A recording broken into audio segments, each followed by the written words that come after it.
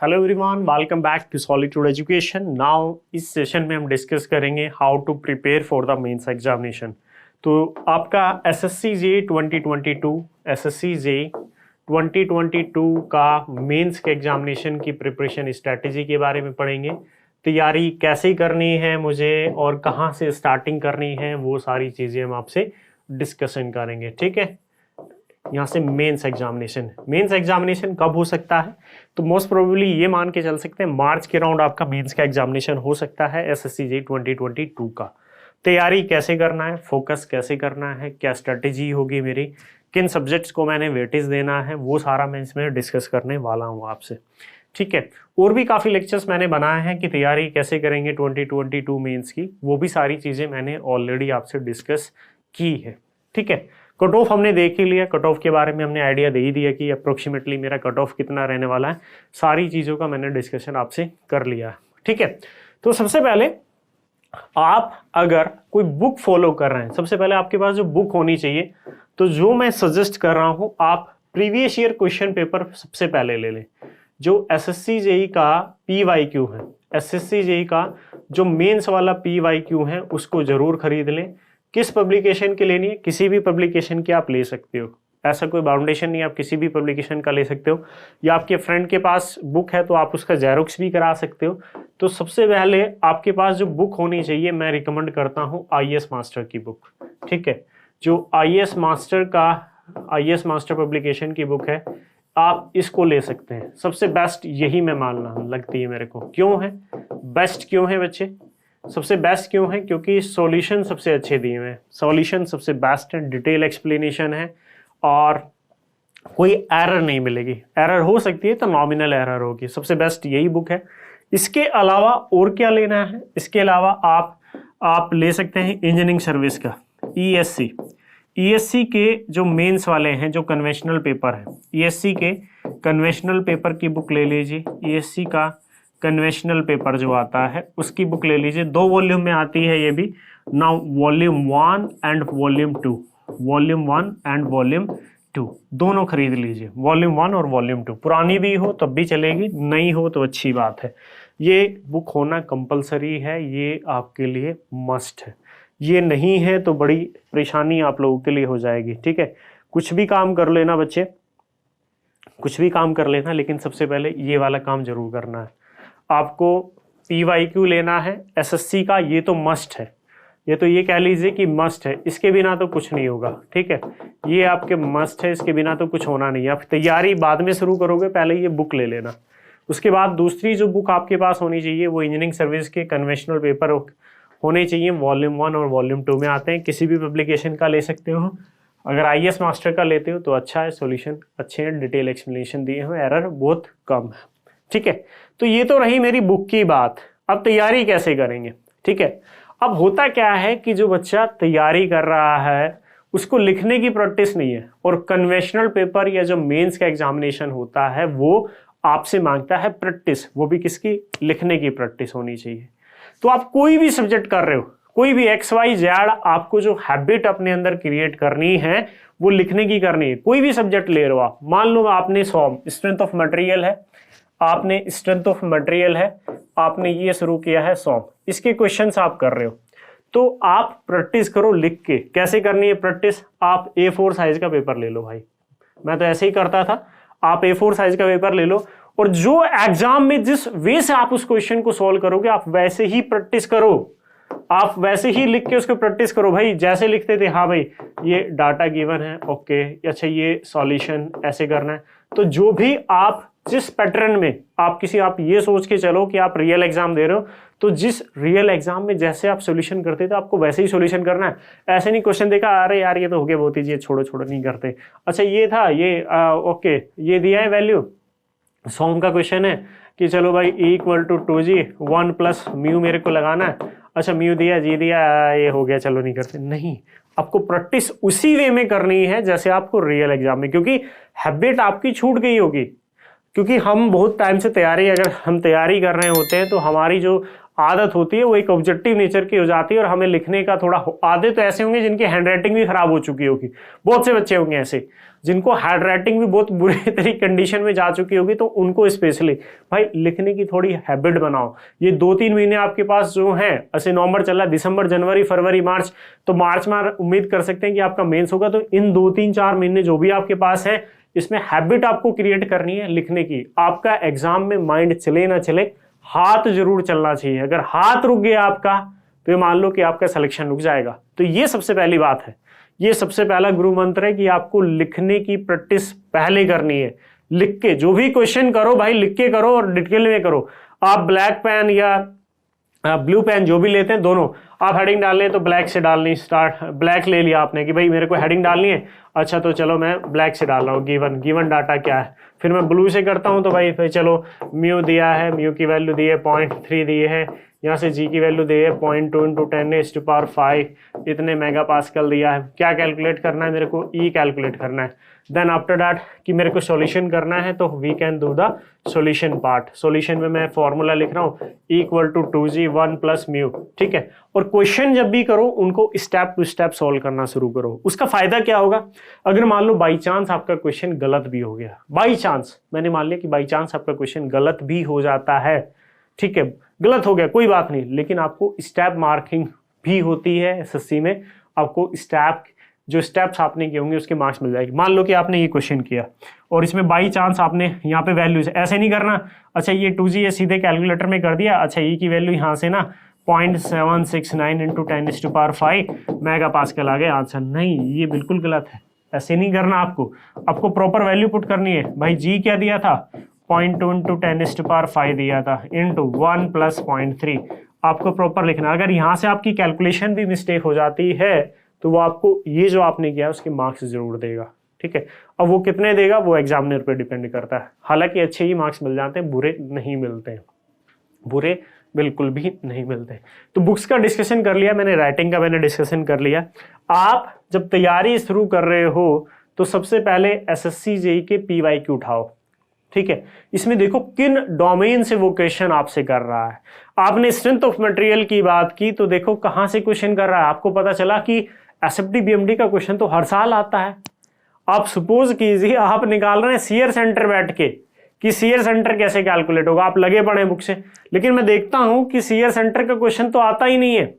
जब shear centre का question नहीं आता है तो मैं क्यों उसको कर रहा हूं? आप पढ़ रहे हो मोहर सर्कल बैठ के, लेकिन मोहर सर्कल तो पूछता ही नहीं है। तो किसी भी सब्जेक्ट को आप जब उठा रहे हो उसका PYQ को अच्छे से एनालिसिस करो। PYQ देखो प्रीवियस ईयर क्वेश्चन पेपर की किन डोमेन से वो क्वेश्चन पूछ रहा है आपसे, उन डोमेन को पहचानो हर एक सब्जेक्ट के अंदर और उन्हीं की प्रैक्टिस करनी है, उन्हीं डोमेन से प्रैक्टिस करनी है जहां से वो क्वेश्चन पूछता है। ये सबसे बड़ा गुरु मंत्र है मेंस के अंदर। और अगर अननेसेसरी डेविएट करोगे उस रेंज से तो फायदा कुछ नहीं होगा, सिलेक्शन तो नहीं होना है, पछतावा और होगा कि सर पढ़े तो बहुत थे लेकिन सिलेक्शन नहीं हुआ। तो सिलेक्शन के लिए PYQ देखो, previous year question paper SSC का, मेंस का, और देखो कि कहां से क्वेश्चन कर रहा है। कोई भी सब्जेक्ट ले लो, कोई भी सब्जेक्ट ले लो, मेरे को ये पता है, मैंने जस्ट फॉर एग्जांपल मैं आपको बता दूं, मैं आपको बता रहा हूं, मैंने सोम का एग्जांपल लिया, ठीक है। तो सोम में मेरे को पता है वो कहां से क्वेश्चन करता है। मेरे को ये पता है कि वो सिंपल स्ट्रेस जो मेरे स्ट्रेस रिलेशनशिप होते हैं E G म्यू K वाले जो रिलेशनशिप वाले फॉर्मूले हैं, इनसे कन्वेंशनल क्वेश्चन कर रहा है। मेरे को ये भी पता है कि वो SFD BMD का क्वेश्चन कर रहा है, हर साल पूछ रहा है SFD BMD वो आपसे बनवा रहा है। मेरे को ये भी पता है कि वो कॉलम से क्वेश्चन कर लेता है, ठीक है। मुझे ये भी पता है कि 1-2 बार उसने ना टॉर्शन में शाफ्ट वाले फॉर्मूले से भी क्वेश्चन किए हैं, ठीक है। मेरे को ये रेंज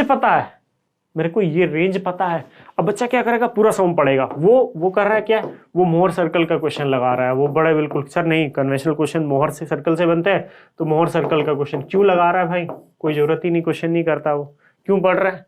वो शियर सेंटर का क्वेश्चन लगा रहा है, ठीक है, वो शियर सेंटर क्वेश्चन क्यों लगा रहा है भाई, जब पूछता ही नहीं है तो क्यों लगा रहे हो तुम क्वेश्चन को, कोई जरूरत ही नहीं है। वो बोला सर मैं इंजीनियरिंग सर्विस के PYQ कर रहा था और वहां पे इनसे क्वेश्चन आते हैं तो मैं भी लगा रहा हूं। नहीं करने हैं, नहीं करोगे, करने को नॉलेज गेन लेने के लिए नहीं बैठे हो आप एग्जाम में। आप ये नहीं कि आपको कोई वहां पे विद्वान नहीं बनना है, अपने आप को प्रूफ नहीं करना है, देखो मैं कितना बड़ा विद्वान हूं। नहीं, आपको सिलेक्शन लेना, आप अपने अंदर का मोटो पहचानिए। आप तैयारी में आए क्यों है? आप तैयारी में इसलिए आए क्योंकि आपको सिलेक्शन चाहिए, आपको एक जॉब चाहिए। और जॉब के लिए कोई विद्वान होना जरूरी नहीं है। जॉब के लिए बच्चे चाहिए आपको क्या? एक राइट स्ट्रेटेजी, एक राइट पाथ जो आपको कहां पे लेके जाएगा, जो आपको सक्सेस की तरफ लेके जाएगा। और सक्सेस तभी मिलेगी जब आपके सही रास्ते पे होंगे। सही रास्ते पे नहीं हो तो कितने भी पढ़ते ना, बहुत बच्चे होते हैं कि सर मैं पढ़ता तो बहुत, तो सिलेक्शन नहीं होता। क्यों नहीं होता? क्योंकि आपने मेहनत तो की है लेकिन वो सही डायरेक्शन में नहीं की है। ठीक है, कुछ बच्चे ऐसे होते हैं मेहनत बड़ी कम करते हैं लेकिन सिलेक्शन बड़ी जल्दी हो जाता है। रीजन ये होता है कि उसने सही पाथ चुना है और आपने गलत रास्ता चुना था। ठीक है, हाँ लक होता है, 2-4-5% लक होता है, कुछ सबके लिए होता है। मैं नो डाउट, मैं इस बात को डिनाई नहीं कर रहा कि सर लक भी होता है, लक होता है डेफिनेटली, लेकिन लक हर जगह साथ नहीं देता। आपको मेहनत तो करनी पड़ेगी। तो इसलिए मैं बोल रहा हूं भाई, कोई भी सब्जेक्ट उठा रहे हो उसको देखो, और अभी टाइम है। जो सब्जेक्ट नहीं आते, कोई सब्जेक्ट मान लो किसी को सॉइल नहीं आता, किसी को ट्रांसपोर्टेशन नहीं आता, तो उसको पहले तैयार करो, उसको पहले तैयार करना सीखो भाई, नहीं तो कुछ नहीं होना।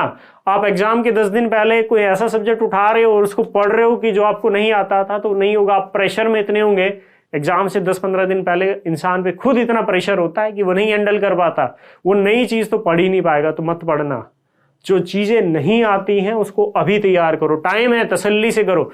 हो सकता है 2-4 दिन और सो जाओ, अभी कोई नहीं, अभी तो पेपर हुआ है, 2-4 दिन पहले पेपर खत्म हुआ है, बहुत पढ़ रहे होंगे, 2-4 महीने से तो पढ़ ही रहे होगे ना कंटिन्यू, तो प्रेशर होगा थोड़ा माइंड पे।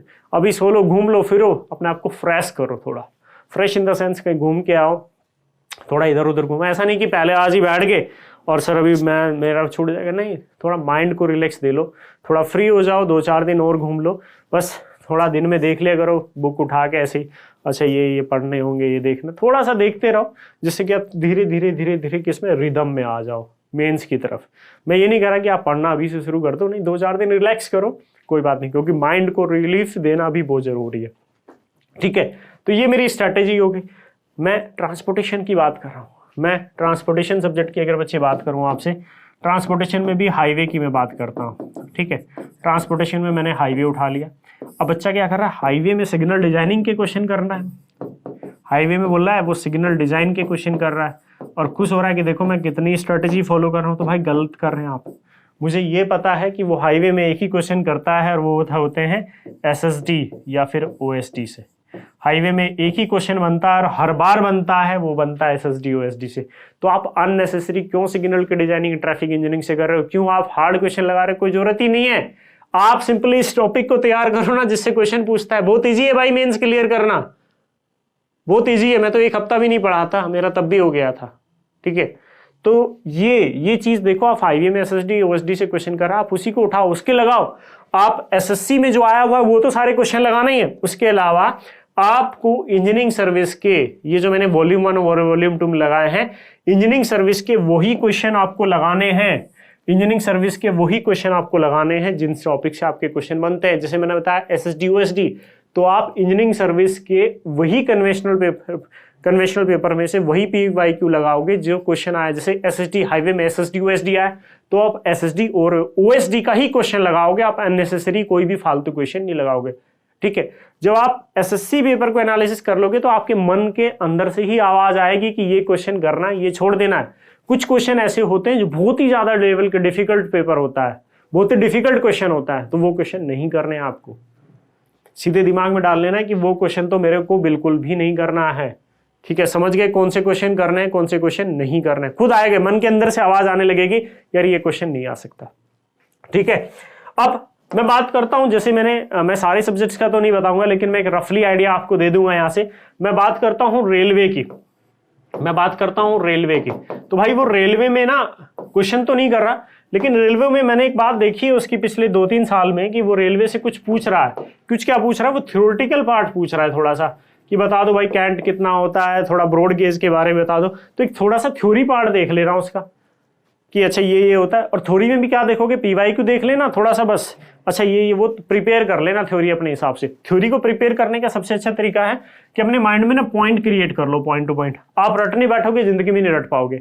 आप पॉइंट टू पॉइंट ना क्रिएट कर लो उस चीज को, अच्छा ये ब्रॉड गेज में ये होता है, ये होता है, ये होता है, 2-4 पॉइंट तैयार कर लो। जब लिखने बैठोगे ना और लिखने की जब प्रैक्टिस करोगे थ्योरी को, तो 2-4 पॉइंट मन के अंदर से भी निकल आते हैं। ऐसा नहीं कि फालतू बकवास लिखनी है आपसे कोई थ्योरी में, वो मान लो थ्योरी को सबसे बेस्ट लिखने का तरीका मैं बताता हूँ। थ्योरी में अगर 10 मार्क्स का क्वेश्चन आपसे पूछता है, ठीक है, बोलता है write down the characteristics of good quality timber, जो गुड क्वालिटी की टिम्बर होती है उसके कैरेक्टरिस्टिक्स क्या होते हैं, ठीक है, 10 मार्क्स का क्वेश्चन है। तो सबसे बेहतर बच्चे, सबसे बेहतर तरीका यह है कि आप 10 पॉइंट लिख दो कि the following are the characteristics of good quality timber, पहला, दूसरा, तीसरा, चौथा। आपको पॉइंट वाइज लिखना है, आपको कोई छोटी सी बात को बढ़ा के इतना नहीं लिखना, आपको पॉइंट वाइज चीजें लिखनी है कि स्ट्रेंथ अच्छी होनी चाहिए, ठीक है, वो ये होनी चाहिए, फायर रेजिस्टेंस होनी चाहिए। आप सीधे ऐसे लिखो फायर रेजिस्टेंस, ठीक है। आप 10 पॉइंट लिख दो, मैं डेफिनेटली कहता हूं कि वो आपको 8-9 नंबर आराम से दे। 10 में से 10 भी दे सकता है, लेकिन एवरेज 8 से 9 नंबर जरूर दे के चलेगा। एवरेज 8 से 9 नंबर आपको जरूर दे के चलेगा। एवरेज 8 से 10 नंबर आपको बच्चे जरूर दे के चलेगा। और अगर आप सोचो आप रामायण लिखने बैठो, एक ही पैराग्राफ में आपने भर दिया, तो बच्चे हो सकता है गलत भी काट दे या 1-2 नंबर लेके चला जाए, ठीक है। तो आपको थ्योरी को जो लिखना है, थ्योरी को लिखना है पॉइंट वाइज। आप 15 नंबर का क्वेश्चन पूछा तो आप ट्राई करो आप 15 पॉइंट उसमें लिखो, ठीक है। आपसे 30 नंबर का क्वेश्चन पढ़ रहा है तो आप, मैं ये तो नहीं कहता कि आप 30 पॉइंट लिखो, लेकिन एटलीस्ट 20-25 पॉइंट तो लिख के आओ। पॉइंट वाइज लिखना है आपको। जितना कम लिखोगे और इफेक्टिव लिखोगे ना, उसको ज्यादा अच्छा लगेगा, एग्जामिनर को मार्क्स अच्छे देगा, ठीक है। और अगर आप अननेसेसरी रामायण लिखोगे तो कुछ नहीं नंबर मिलने, लिख के भी आ जाओगे ना मार्क्स नहीं मिलेंगे। अल्टीमेटली तो मार्क्स गेन करने हैं ना मेरे को। तो बात समझ में आ रही है मेंस की? सब्जेक्ट वाइज एनालिसिस करना है, वही टॉपिक करने हैं जिनसे क्वेश्चन पूछता है। और क्या करना है दूसरा पॉइंट, हर एक क्वेश्चन को जो मैं प्रैक्टिस करूंगा तो लिख लिख के करूंगा, उसी वे में करूंगा जैसे मैं एग्जाम में लिख रहा हूं। मैं ब्लैक पेन का भी यूज करूंगा। ऐसा नहीं कि वहां बिल्कुल लगे पड़े सजा रहे हैं, बिल्कुल ब्लैक, वाह ब्लैक ले रहे हैं, ग्रीन, बिल्कुल नहीं। थोड़ी सी हल्की सी हैबिट बनानी है बस, इसे गिवन है। आप ब्लू पेन भी यूज कर लो, एंटायर पेपर में कोई फर्क नहीं पड़ता। अब पूरे पेपर में, एंटायर पेपर में ब्लू पेन एक सिंगल पेन से भी कर दोगे तब भी कोई फर्क नहीं पड़ता। लेकिन अगर 2 पेन यूज कर लोगे तो थोड़ा सा प्रेजेंटेशन में इफेक्टिवनेस दिखेगी। जैसे आप थ्योरी कर रहे हो, आपने 1 2 3 ये लिखना है थ्योरी, तो ये जो 1 2 3 4 5 ये ब्लैक से डाल दो, बाकी रिमेनिंग उससे डाल दो, ब्लू से कर दो। बस थोड़ा सा प्रेजेंटेशन का खेल है, वही प्रेजेंटेशन आपको सुधारनी है।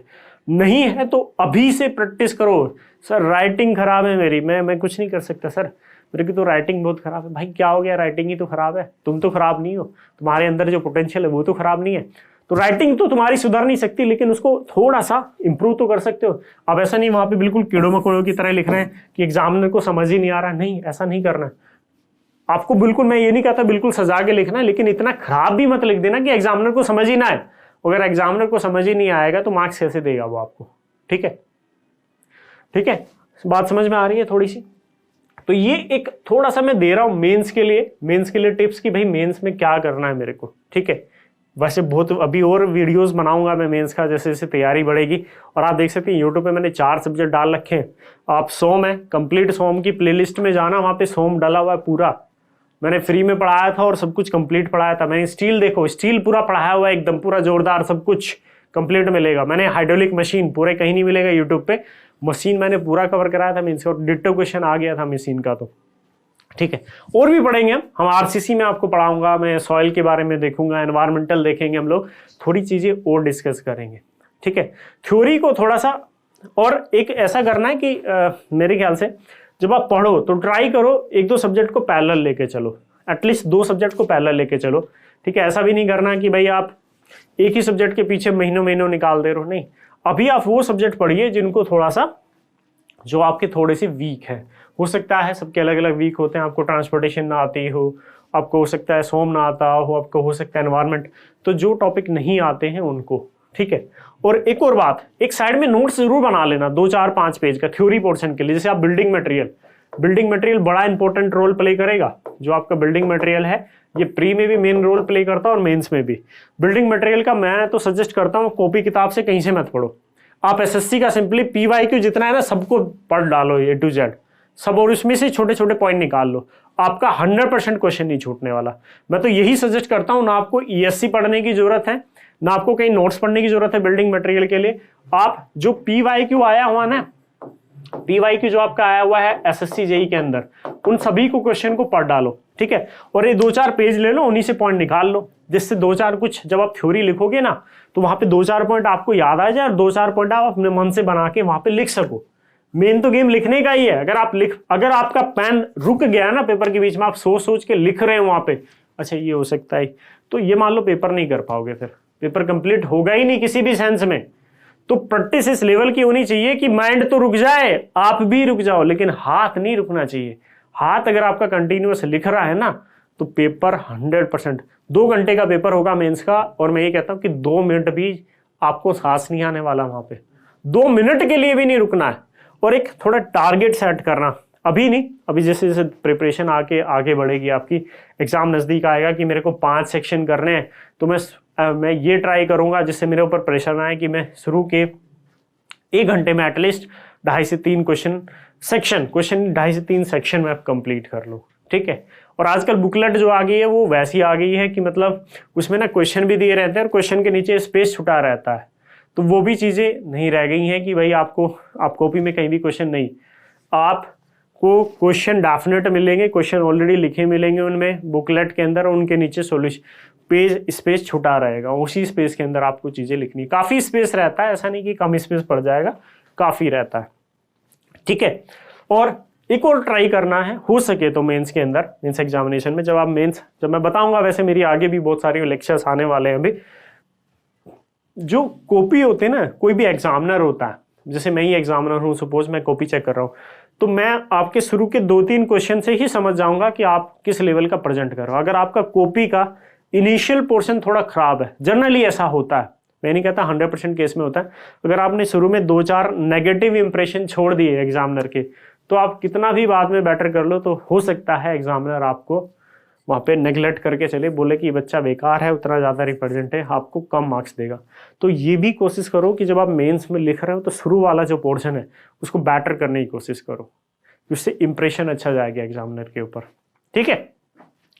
वैसे ये एग्जाम जब नज़दीक आएगा तो तब मैं थोड़ी चीज़ें डिस्कस करूँगा, अभी तो मैं प्रिपरेशन बता रहा हूँ कि एसएससी की मेंस की तैयारी कैसे करनी है। एक सिंगल सब्जेक्ट कोई भी उठा लो जो अच्छा लगता, किसी का पढ़ने का मन नहीं है तो भाई उस सब्जेक्ट क्या लगे, सर मेरा मन नहीं कर रहा है पढ़ने का, तो अभी वही सब्जेक्ट पढ़ लो ना जिसका थोड़ा अच्छा आता हो। किसी को हो सकता है सॉइल बड़ा अच्छा आता हो, तो सॉइल से ही स्टार्टिंग कर लो, ठीक है। और मैं तो ये कहता हूँ कि आप थ्योरी मत पढ़ो पहले, कुछ बच्चों की आदत होती है ना, जैसे सॉइल पढ़ना है तो पहले वो पूरी सॉइल रिवाइज कर रहा है, नहीं कोई जरूरत ही नहीं भाई, क्वेश्चन लगाना सीधे क्वेश्चन, जितना तैयारी आपको करना था प्री तक आपने कर ली, जो पढ़ना था सब पढ़ लिया। अब आपको सिंपली क्या करना है, आपको सिंपली बच्चे करना है क्या, आपको सीधे क्वेश्चंस लगाने हैं, और यही मेंस का मूल मंत्र है, आपका गुरु मंत्र है ये मेंस के लिए, ठीक है। बाकी मैंने वीडियो के डिस्क्रिप्शन में ऐप का लिंक भी दे दिया है, टेलीग्राम चैनल का लिंक भी दे दिया है, फटाफट ज्वाइन कर लो, सारी इंफॉर्मेशन आपको मिलती रहेंगी टाइम टू टाइम। मेरा नंबर भी है, ठीक है, बाकी मेरा नंबर है सबके पास ऑलरेडी, ठीक है। तो अगर किसी को कोई क्वेरी हो तो मेरे से डायरेक्टली पूछ सकता है, ठीक है बच्चे। फिर मिलते हैं नेक्स्ट सेक्शन में, एक अच्छी कुछ और नया लेके आएंगे, कुछ सेशंस और कंडक्ट कराएंगे। तब तक के लिए थैंक यू, धन्यवाद आप लोगों का।